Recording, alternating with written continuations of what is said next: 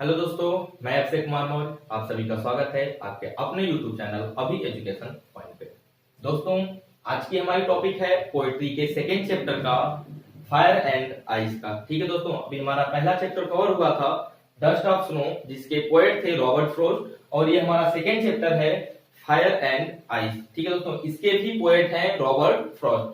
ठीक है दोस्तों, आइए समझते हैं कि फायर एंड आइस का सेंस क्या है। फायर का मतलब देखो दोस्तों, सबको पता होगा कि आग होता है। ठीक है दोस्तों, और आइस का मतलब बर्फ होता है। लेकिन यहाँ पे सेंस क्या है, फायर की तुलना पोएट ने जो है डिजायर से की हुई है। डिजायर का मतलब होता है दोस्तों इच्छा, इच्छा, आकांक्षा, लालच। ठीक है दोस्तों, और आइस का सेंस किससे किया है, घृणा से। किससे किया दोस्तों, घृणा से किया है। ठीक है दोस्तों, यानी घृणा, हेट्रेट कर देते हैं।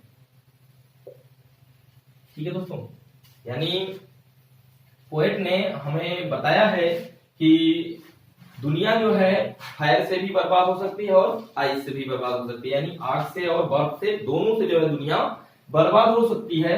डिजायर, यहाँ पे फायर का सेंस है डिजायर। डिजायर मतलब इच्छा।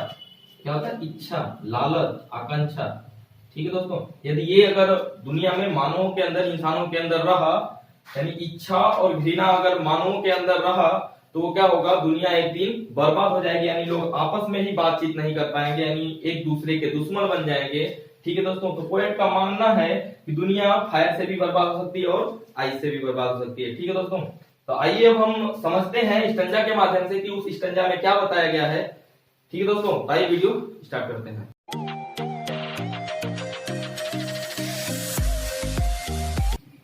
दोस्तों, ये हमारा रहा स्टंजा पहला। स्टंजा का मतलब होता है छंद, यानी ये छंद हमारा पहला है।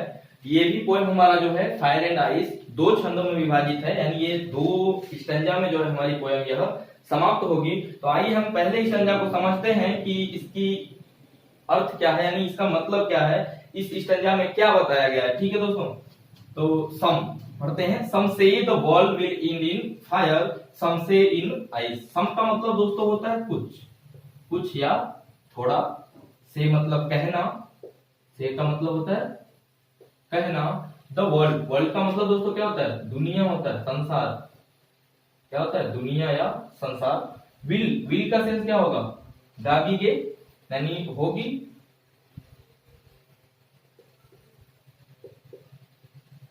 इंड मतलब समाप्त। इन मने में, फायर मने आग। ठीक है दोस्तों, आइए मतलब समझते हैं। Some say the world will end in fire, यानी सम से कुछ लोग कहते हैं द वर्ल्ड की दुनिया विल एंड समाप्त होगी इन फायर, आग में। कुछ लोग कहते हैं कि दुनिया आग में समाप्त होगी। सम से इन आइस, सम से यानी और कुछ लोग कहते हैं इन आइस की बर्फ में समाप्त होगी। यानी कुछ लोग का मानना है कि दुनिया आग में समाप्त हो जाएगी, यानी आग से खत्म हो सकती है, और कुछ लोग का मानना है कि दुनिया बर्फ में समाप्त हो जाएगी। ठीक है दोस्तों, यानी यहाँ पे सेंस क्या है कि फायर, हमने बताया है कि फायर आग, आग का सेंस है कि जिसके अंदर इच्छा हो, लालच हो, क्रोध हो।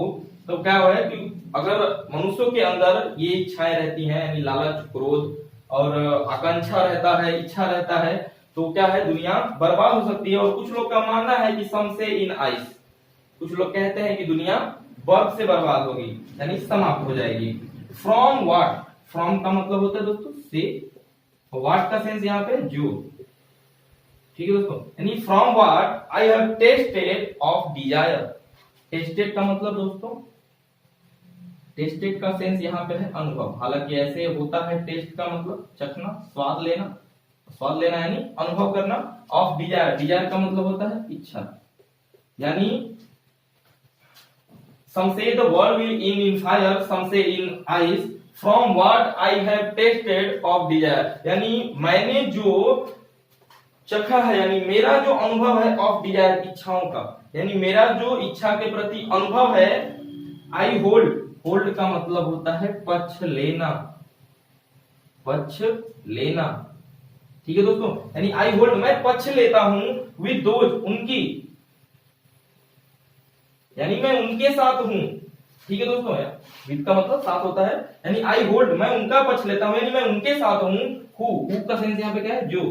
जो फेवर फायर, फेवर का मतलब होता है पक्षधारी करना, होता है ना पक्षधारी करना, पक्ष लेना, इसका भी सेंस क्या है, पक्ष लेना, या ऐसे लिख सकते हैं पक्षधारी करना। ठीक है दोस्तों, और फायर का मतलब होता है आग, यानी from what I have tested of desire, यानी मेरा जो इच्छाओं के प्रति या इच्छाओं का अनुभव है, आई होल्ड मैं पक्ष लेता हूं, विद दोज उनकी, मैं उनके साथ हूं या मैं उनका पक्ष लेता हूं, हु फेवर फायर, यानी जो आग के पक्ष में है।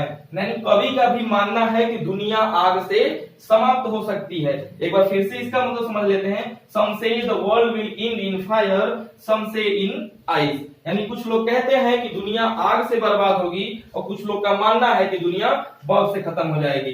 From what I have tested of desire, यानी मेरा जो अनुभव का इच्छा है, सॉरी इच्छा का अनुभव है, यानी मैंने जो इच्छाओं का अनुभव लिया है, आई होल्ड विद दोज, मैं उनके साथ हूं, है ना, मैं उनका पक्ष लेता हूं, हु फेवर फायर, यानी जो आग के पक्ष में है। यानी कवि का भी मानना है कि दुनिया आग से समाप्त हो सकती है, यानी दुनिया में अगर मनुष्यों के अंदर लालच है, इच्छा है, क्रोध है, तो ये दुनिया समाप्त हो सकती है। ठीक है दोस्तों, आइए अब दूसरा स्टैंजा समझते हैं कि दूसरे स्टैंजा में क्या कहा गया है। दोस्तों ये हमारा दूसरा स्टैंजा यानी दूसरा छंद है। आइए समझते हैं कि अब इस छंद में क्या कहा गया है, यानी इसका मतलब क्या होगा। ठीक है दोस्तों, तो लिखा है बट माने होता है लेकिन, इफ माने यदि, इफ का मतलब होता है यदि, इट मतलब इसे, इट माने इसे, है ना, यदि, लेकिन यदि इसे हैड टू पेरिस, पेरिस का सेंस क्या होता है दोस्तों, ये तो हैड टू लगा है, पढ़ा के सेंस में लगाते हैं हैड टू। ठीक है दोस्तों, पेरिस का मतलब होता है विनाश, विनाश या बर्बाद, और ट्वाइस TWIC, ट्वाइस का मतलब होता है दो बार, होता है ना दोस्तों, दो बार। ठीक है, यानी बट लेकिन, इफ यदि, इट इसे, किसे, दुनिया को, यहाँ पे इट का सेंस क्या है, दुनिया से, वर्ल्ड से है, बट लेकिन इफ यदि, इट इसे, यानी दुनिया को perish twice, had to perish twice, यानी यदि इस दुनिया को दो बार बर्बाद होना, यानी दोबारा मौका मिले, यदि अगर दोबारा बर्बाद होना हो या विनाश होना हो, तो आई थिंक, तो मैं मानता हूं, आई थिंक मैं सोचता हूं, थिंक माने क्या होता है, सोचना, आई थिंक मैं सोचता हूं, आई नो कि मुझे पता है, मैं सोचता हूं कि, या मेरा मानना है कि, आई नो मैं जानता हूं, इनफ ऑफ हेट, इनफ का मतलब होता है अधिक, अधिक, हेट का मतलब होता है घृणा। ठीक है दोस्तों, यानी but if it had to perish twice, यदि इसे, यानी दुनिया को दोबारा विनाश होना है, दोबारा बर्बाद होना हो, तो आई थिंक, तो मेरा मानना है कि, आई नो कि मुझे पता है, इनफ ऑफ हेट, घृणा के बारे में अधिक पता है ना दोस्तों, यानी मैं घृणा के बारे में अधिक जानता हूं, टू से दैट, कि फॉर डिस्ट्रक्शन, डिस्ट्रक्शन का मतलब होता है विनाश, विनाश होता है या बर्बाद, है ना, फॉर डिस्ट्रक्शन यानी विनाश के लिए, ice is also great, also का मतलब भी, ग्रेट का मतलब महान, ग्रेट का मतलब क्या होता है दोस्तों, महान होता है। ठीक है दोस्तों, यानी और नीचे भी देख लेते हैं इसी का। ठीक है दोस्तों, एन माने और, वुड माने दागी, ये लगाएंगे, सफाइस, सफाइस का मतलब होता है पर्याप्त, सफाइस का मतलब होता है पर्याप्त। ठीक है दोस्तों, भाई एक बार समझ लेते हैं अच्छे से।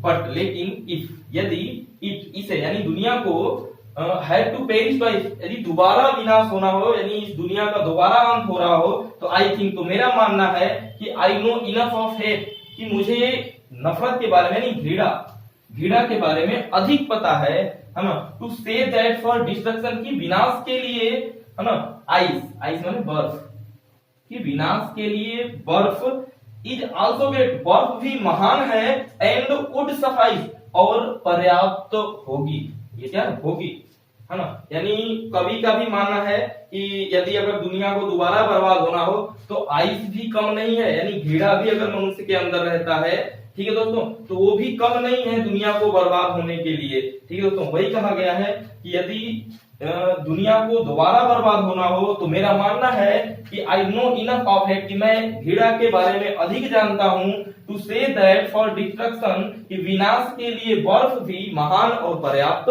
होगा। यानी दोस्तों कवि का भी मानना है कि आग से तो बर्बाद होगा ही, पक्ष तो लिया ही था कवि ने, और दोबारा अगर बर्बाद होना हो तो कवि का मानना है कि बर्फ भी कम नहीं है, यानी लोगों के अंदर यदि घृणा है तब भी दुनिया बर्बाद हो सकती है। ठीक है दोस्तों, तो दोस्तों आशा करता हूं कि आप लोगों को अच्छे से समझ में आया होगा कि फायर एंड आइस का पोयम जो है क्या है। ठीक है दोस्तों, तो मैं कुछ क्वेश्चन का आंसर भी दे दूंगा। ठीक है दोस्तों, क्वेश्चन और आंसर दोनों दे दूंगा। ठीक है दोस्तों, आप उसे अच्छे से कवर कीजिए, याद कीजिए। ठीक है दोस्तों, और अगर नहीं समझ में आता है तो एक बार फिर से इस टॉपिक को पढ़िए और आपको अच्छे से समझ में आएगा।